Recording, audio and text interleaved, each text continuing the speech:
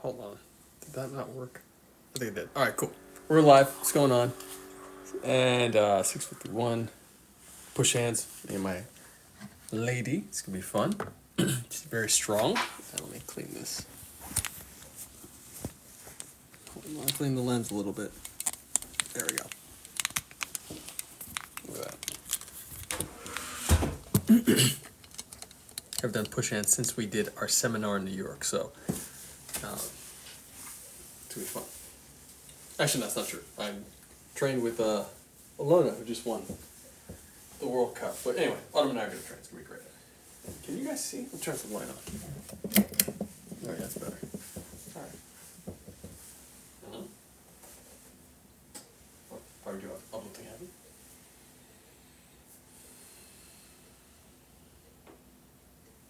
How far can you go if you were to interlace your fingertips? No, I mean like actually interlace them. Yeah, yeah.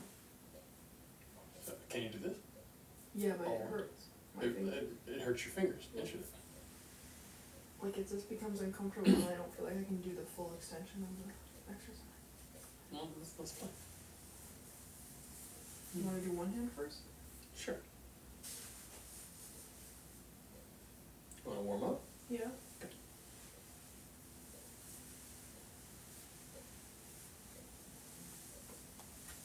Now, for these warm-ups, let's really focus on flexibility. So, not just being sensitive, but also putting yourself as extending,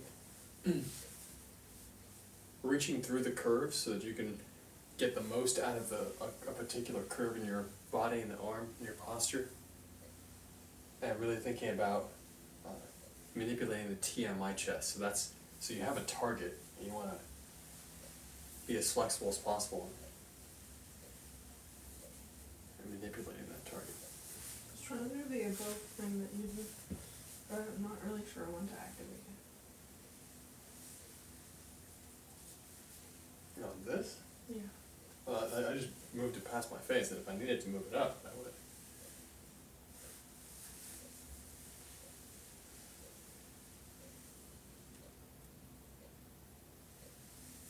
So for moments like that, if you were to get me here, how can you turn this into an opportunity for you? If your target's here, yeah, exactly. So if your target's here, and then how are you going to turn this into a victory for you? What are you going to do?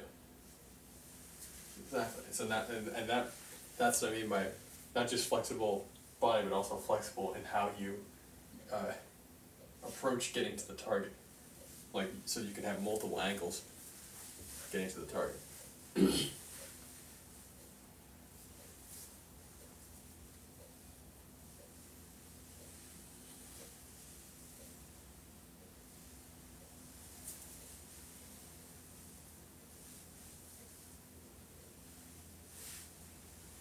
And with all that's happening, also still remembering to minimize tension and relax. Because if we're not being soft with it, we're not going to be able to listen as much to each other, to the direction. Ow, ow. That's what I'm talking about. Like,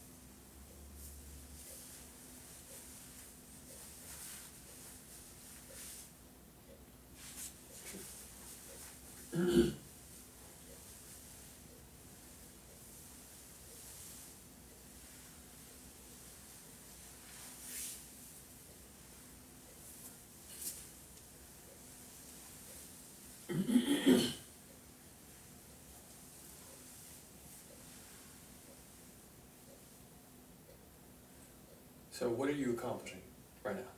I'm trying to reach all the way through, just practicing. Okay.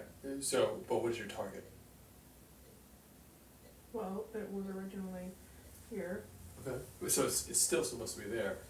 So even if you're just practicing, because like you, I understand what you said was exactly what you did. You said I'm practicing reaching all the way through.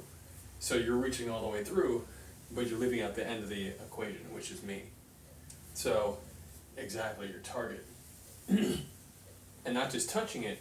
You actually want to get me to step. I didn't think that was part of this. Yeah, no, you still want to push me right to the edge, and I'm not at the edge, so you're not giving me the challenge, and so you're not pushing me to essentially better myself by you bettering yourself. That's the whole concept right here. I didn't think that we were supposed to actually we've never done that. Well, it's not so much that we're only going for the push, because then we're not allowing ourselves to get all the other benefits. So we want to go for it, and here now you have an opportunity to do something and so now it's about you taking the opportunity to so what do you feel like you're getting from this? Well, like, I'm getting experience in deciding which way I'm gonna go with your body. If I'm gonna go in and make a move, or go more out and try and manipulate you off balance. So that can be true. However, there are other exercises that are more optimized for, because right now this is very much to a certain extent an isolation exercise.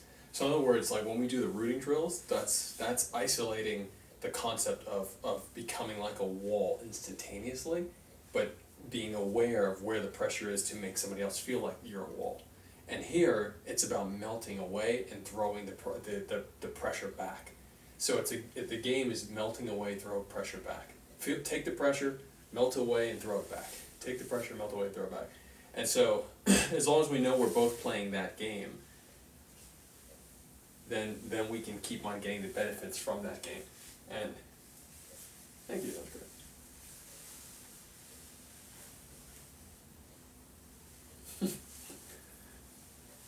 So if I push you out here, you know, like what do you think I'm getting at here? Like, from your perspective? Yeah, like what could possibly be the benefit of this? Well, you could just, if you could either use the same hand or the other hand to push me over my own shoulder. To an extent. So in other words, like if because you keep on putting me out here, but you're not taking advantage of it. So if I get you out here, the advantage is the fact that you have to figure out how to take this pressure and melt it off of you now. And so So try that with me if you're gonna do those pushes, because you've been doing them the entire time today. So you do this, and now what are you gonna do with that?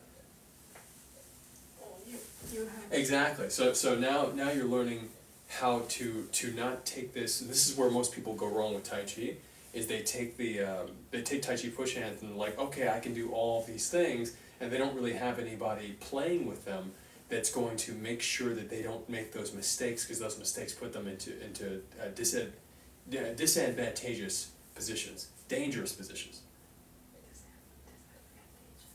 Yeah, disadvantageous. So, but they put them at a disadvantage because it's dangerous. So what you're doing here is actually really dangerous for you. Okay. So but you have to feel that, because if I just tell you don't do that, you're not going to understand why. You know what I'm saying? So it's really important for you to be able to slowly feel, oh, my joint is actually being compromised. And so... Well, what you express is that there's actually a way to have that not happen. I just don't know it. Well, but the only way you're going to know it is by feeling it.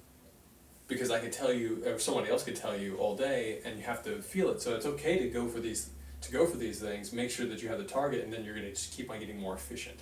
Because that's what we're doing for each other. We're making each other more efficient. So, or well, you still haven't told me what to do to take advantage of you in that moment. Here? Yeah. So, what I would recommend is that if you're going to go this far, You see how my shoulder's loaded towards you? Mm-hmm. So now use this position to roll the back side of my body toward the front, where I feel like I need to go. Mm. Okay. Or for a person, I don't necessarily feel like I need to go that way, but I know that if I push you that way, you're going to feel like that. And I know that you're going to feel like that because you may not have the experience to know otherwise. So it's a base. It's recognizing that what is a reaction of someone who may not have experience. Right. So you see that my reaction is I start my hand immediately slides up to your elbow. Yeah, to get control. To make your sense of control become the pressure against your joint, which then gives me a sense of a leverage point. So basically, what you're saying is that move's not going to work on an experienced player. I'm not saying that it won't work on an experienced player. I'm saying that it doesn't. The way you're doing it is not working on me because I have a certain set of reactions. But that's not to say don't try. Just record within your own body. Can you do it to me so I can get your arm lock? Sure. So this is what you're doing? Yeah, that's what I'm doing. Okay. Alright.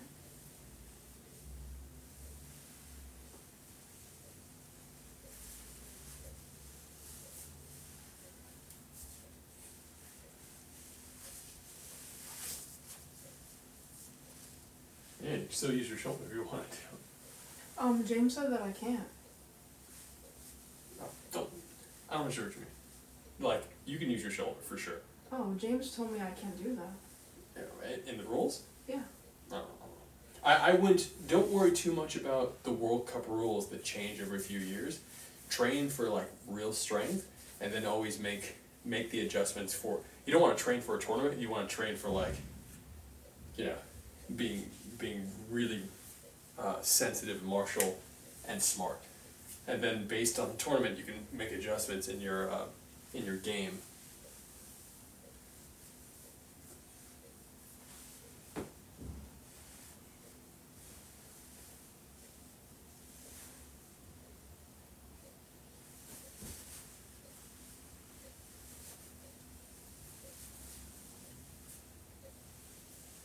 This arm position's hurting my shoulder area. That's problematic. Oh, okay. Well, first off, we'll bring him in.